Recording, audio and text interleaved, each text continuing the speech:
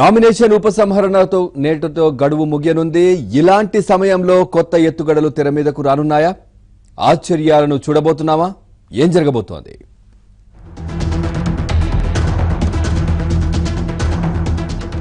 గురువారంతో ముగియనున్న నామినేషన్ల ఉపసంహరణ.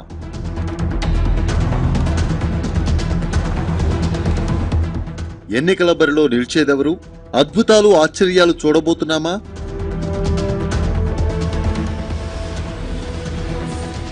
సార్వత్రిక ఎన్నికలు సమీపిస్తున్న వేళ రాజకీయం వేడెక్కుతోంది. క్షేత్రస్థాయిలో అభ్యర్థులు ప్రచారంలో హోరెత్తిస్తున్నారు. ఓటర్లను ప్రసన్నం చేసుకునేందుకు ఎవరి ప్రయత్నాలు వారు చేస్తున్నారు.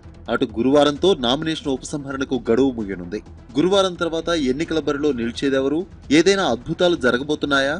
ఆశ్చర్యం వ్యక్తం చేసే సంఘటన ఎదురు కాబోతుందా అన్న చర్చ జనాల్లో జోరుగా వినిపిస్తోంది. నామినేషన్ల గడువు ముగిసినప్పటి నుంచి గురువారం వరకు రాజకీయం ఎలాంటి టర్న్ తీసుకుంది, ఏం జరగబోతుందన్న ఉత్కంఠ ఇప్పుడు ప్రతి ఒక్కరిలో వినిపిస్తోంది.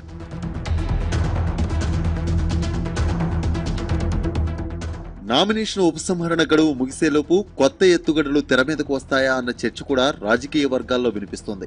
పోటీ మీద క్లారిటీ ఇచ్చి ఎవరు ఊహించని నిర్ణయం తీసుకునే ఆలోచనలో కొందరు నేతలు ఉన్నారా అన్న అభిప్రాయాలు కూడా వినిపిస్తున్నాయి. అయితే నామినేషన్ల ఉపసంహరణ అనగానే ఇప్పుడు ఏపీ వ్యాప్తంగా అందరి ఆసక్తి కర్నూలు జిల్లా మీదే కనిపిస్తోంది. టీడీపీ మీద అసంతృప్తితో జనసేనలో చేరిన ఎస్పీ రెడ్డి నంద్యాల ఎంపీ బరిలో నిలిచారు. అయితే జిల్లాలో పార్టీ ప్రచారంలో పాల్గొన్న చంద్రబాబు ఆ కుటుంబానికి ఊహించని హామీనిచ్చారు. ఇక్కడ ఎస్పీ రెడ్డి కూడా ఉన్నాడు. ఆయన కూడా అపీల్ చేస్తున్న ఆ కుటుంబానికి నేను అన్యాయం చేయను, కొన్ని కారణాల వల్ల ఇది చేయాల్సి వచ్చింది, ఆయన కుటుంబానికి కూడా నేను అండగా ఉన్నా, ఆయన కూడా సహకరించమని నంద్యాల అభివృద్ధిలో భాగస్వామ్యం కమ్మని కోరుతూ ఆ కుటుంబానికి తప్పకుండా గౌరవప్రదంగా ఎమ్మెల్సీ ఇస్తానని ఈ ప్రజాముఖంగా అనౌన్స్ చేస్తున్నా. ఎమ్మెల్సీ ఇస్తామన్న చంద్రబాబు హామీతో ఎస్పీ రెడ్డి ఎలాంటి నిర్ణయం తీసుకుంటారు? నిర్ణయం మార్చుకుంటారా? నామినేషన్ వెనక్కి తీసుకుంటారా అన్న చర్చ వినిపిస్తోంది. అటు వైసీపీలో టెన్షన్ కనిపిస్తోంది. తమ అభ్యర్థులను పోలిన పేర్లతోనే ప్రజాశాంతి పార్టీ అభ్యర్థులను రంగంలోకి దింపిందని వైసీపీ ఆరోపిస్తోంది. పార్టీ గుర్తు విషయంలో ఇప్పటికే ఈసీకి ఫిర్యాదు చేసింది కూడా. ఇక అటు సామాజిక సమీకరణాలు లెక్క తీస్తే కొన్ని చోట్ల జనసేన నుంచి కూడా తీవ్ర పోటీ ఎదురుకాబోతుంది. దీంతో వైసీపీ అభ్యర్థుల్లో టెన్షన్ కనిపిస్తోంది.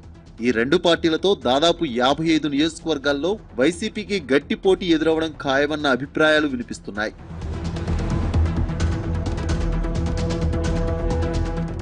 అటు తెలంగాణలో నిజామాబాద్ పార్లమెంటు స్థానంపై ప్రతి ఒక్కరికి ఆసక్తి కనిపిస్తుంది.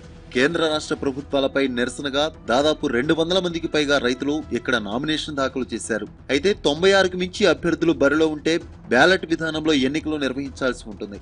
మరి ఉపసంహరణ తర్వాత ఎంతమంది అభ్యర్థులు నిజామాబాద్ పార్లమెంటు బరిలో ఉంటారు? ఇక్కడ పోలింగ్ ఈవీఎంల ద్వారా జరుగుతుందా? బ్యాలెట్ విధానం పాటిస్తారా అన్న ఆసక్తి కనిపిస్తోంది.